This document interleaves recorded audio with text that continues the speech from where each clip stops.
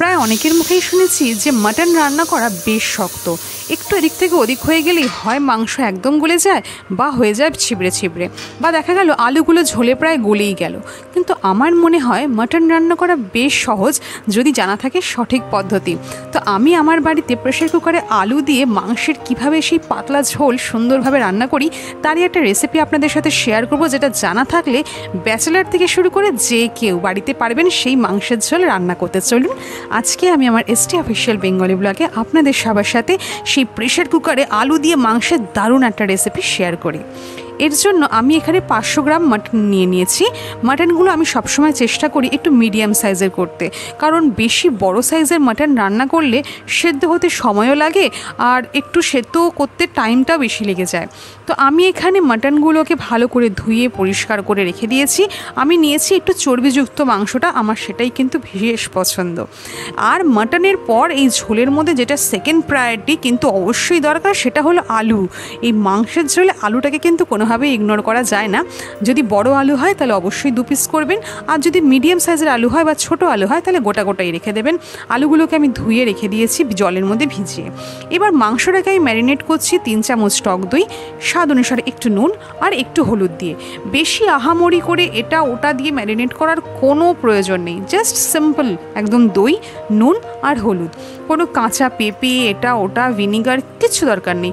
কতক্ষণ ম্যারিনেট করে রাখবেন, রান্না করার শুরুতে মাংসগুলোকে মেখে রেখে দেবেন, ব্যাস। তারপর মশলাপাতি জোগাড় করা হয়ে যাবে যখন রান্না করে ফেলবেন মাংস, মানে ঠিক ধরুন ওই আধ ঘন্টা মতো ম্যারিনেট করলেই যথেষ্ট।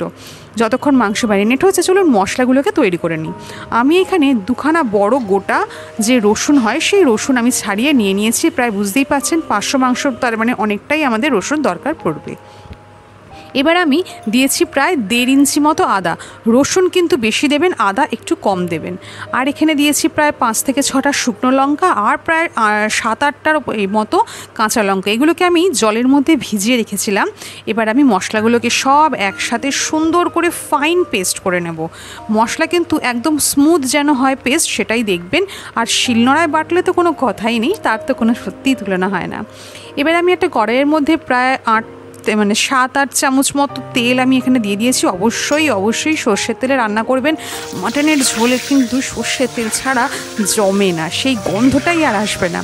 তেলটা যখন বেশ সুন্দর গরম হয়ে যাবে তখন সামান্য একটু হলুদ দিয়ে দেবেন।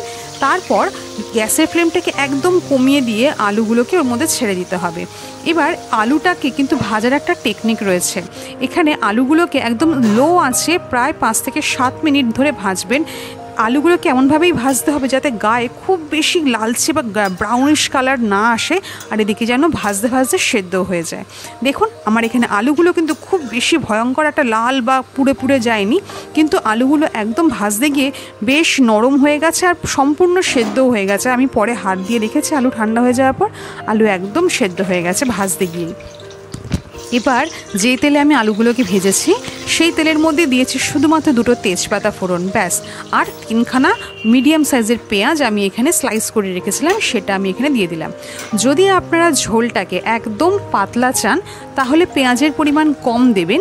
যদি ঝোলটা বেশ ঘন চান তৈরি করতে তাহলে দেবেন পেঁয়াজটা একটু বেশি। আমি এখানে ঝোলটাকে একটু সেমি থিক করব, মানে খুব একদম পাতলা জলেও করব না, আবার একদম ঘনও করব না। তাই জন্য আমি এখানে 3খানা পেঁয়াজ দিয়েছি। আপনারা যদি চান তো সেই হিসেবে বেশি বা কম করতে পারেন।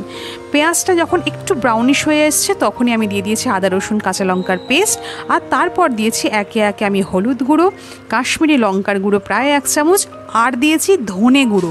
জিরে গুঁড়ো কিন্তু একদম দেওয়া যাবে না, মানে আমি দিই না, আপনারা চাইলে দিতে পারেন, কিন্তু আমি যেভাবে রান্না করি সেটাই আপনাদের বললাম। ধনে গুঁড়ো দেওয়ার পর দিয়ে দিয়েছি স্বাদ অনুসারে নুন, আর 1 চামচ বা হাফ চামচ মতো আমি দিয়েছি আমার ঘরে বানানো গরম মশলা। আপনারা চাইলে অবশ্যই কিন্তু সেখানে শাহি গরম মশলা দিতে পারেন বা বাজারজাত যে কোনো গরম মশলার গুঁড়ো একটু দিতে পারেন। মশলা কষানোর সময় অবশ্যই সমস্ত গুঁড়ো মশলাগুলোকে দিয়ে বেশ ভালো করে একদম লো আছে মশলাটাকে ভালো করে কষাতে হবে। এখানে কিন্তু গ্যাসের ফ্লেম একেবারেই বাড়ানো যাবে না। মশলাটা দেখবেন যখন কষানো শুরু করবেন তখন পরিমাণটা অনেকটা মনে হবে। কষাতে কষাতে যখন দেখবেন রঙটা ঠিক এরকম ডার্ক হয়ে এসছে আর তেলগুলো সাইড থেকে ছেড়ে এসছে, তখন ওই ম্যারিনেট করা মাংসগুলোকে এর মধ্যে দিয়ে দেবেন।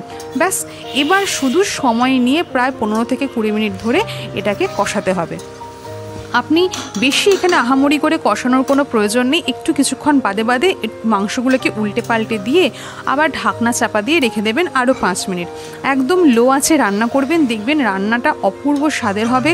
বেশি হাই ফ্লেমে করে রান্না করতে গেলে বা তাড়াহুড়ো করে রান্না করতে গেলে কিন্তু মাংসের স্বাদ বা মশলাটা পুড়ে গেলেই মাংসের স্বাদটা একদম অন্যরকম হয়ে যায়।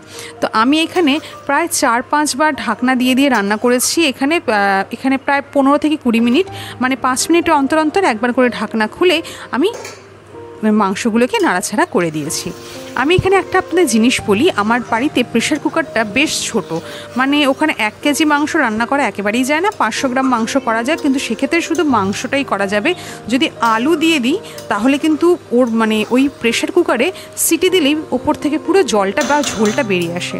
তো সেক্ষেত্রে আমি কি করি, মাংসটাকে শুধু ওই একটুখানি জল মানে গরম জলের করে নিয়ে তারপরে গরম জলের মধ্যে দিয়ে এই কষানো মাংসটাকে প্রেশার কুকারের মধ্যে দিয়ে দেব, দিয়ে ওটাকে 2খানা সিটি পর্যন্ত সেদ্ধ করব। 2খানা সিটি আসার পরেই তারপর অটোমেটিক যখন ঠান্ডা হয়ে গিয়ে ঢাকনাটা খুলে তারপর এই যে আলুগুলোকে আমি ভেজে রেখেছি সেই আলুগুলোকে আবার প্রেশার কুকারের মধ্যে দিয়ে দিয়েছি। দিয়ে কিছুক্ষণ নাড়াচাড়া করে নিয়ে তারপর ওটাকে আবার দমে দিয়েছি শুধুমাত্র 3 থেকে 4 মিনিট, ব্যাস ওই দমে রেখে দিয়েছি। আমার আলু তো সুন্দর ঝোল সুন্দর অ্যাবজর্ব করে নিয়েছে, আলু তো সেদ্ধ হয়েই গেছিলো আর মাংসগুলো অপূর্ব সুন্দর সেদ্ধ হয়ে গেছিলো। এই দেখুন, আমি কষানোর সময় আমি 2খানা পেঁয়াজ দিতে ভীষণ পছন্দ করি। এই ঝোলের মধ্যে পেঁয়াজ, গোটা পেঁয়াজ আমার খুব ভালো লাগে। অনেককে দেখেছি গোটা গোটা রসুনও দিতে, সেগুলো কিন্তু বেশ সুন্দর লাগে খেতে। আপনারা যদি চান তো গোটা রসুনও কিন্তু দিতে পারেন। তো দেখুন আমার মশলা কিন্তু এখানে প্রায় কষা হয়ে গেছে।